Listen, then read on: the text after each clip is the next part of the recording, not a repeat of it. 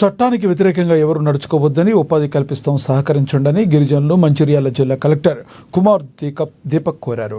మంచిర్యాల జిల్లా దండేపల్లి మండలం Lingapur forest section పరిధిలోని దమ్మన్నపేట బీట్లో చెట్లను కొట్టి అక్కడ నివాసం ఏర్పరచుకున్న గిరిజనులకు అక్కడి నుండి వెళ్లిపోవాలని డిఎఫ్ఓ శివో ఆశీష్ సింగ్, డీసీపీ భాస్కర్లతో కలిసి కౌన్సిలింగ్ నిర్వహించారు. అడవిలో చెట్లు కొట్టడం నేరమని, ఇక్కడే ఉంటూ భవిష్యత్ పాడు చేసుకోవద్దని సూచించారు.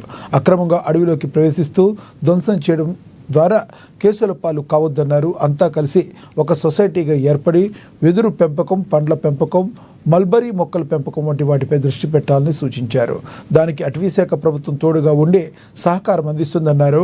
వారికి కావాల్సిన అన్ని రకాల సపోర్ట్ అందిస్తామని చెప్పినా తమకు భూమే కావాలని గిరిజనులు భీష్మించి కూర్చోవడంతో అధికారులు అక్కడి నుండి వెళ్ళిపోయారు. తీసుకోవచ్చు.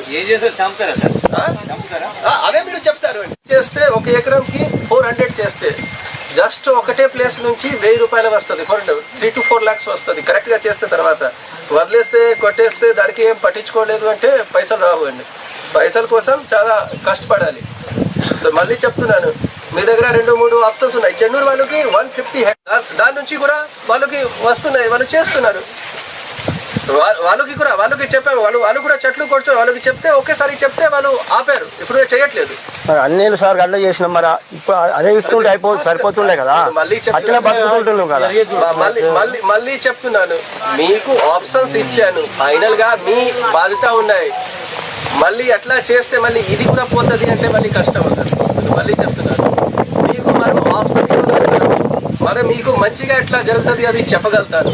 కానీ చట్టం పరంగా ఎవరైనా మార్కెట్ కోఆపరేట్ చేస్తే, చట్టం పరంగా ఏమైనా పాసిబుల్ అయితే అంతవరకు చేయగలుగుతాం.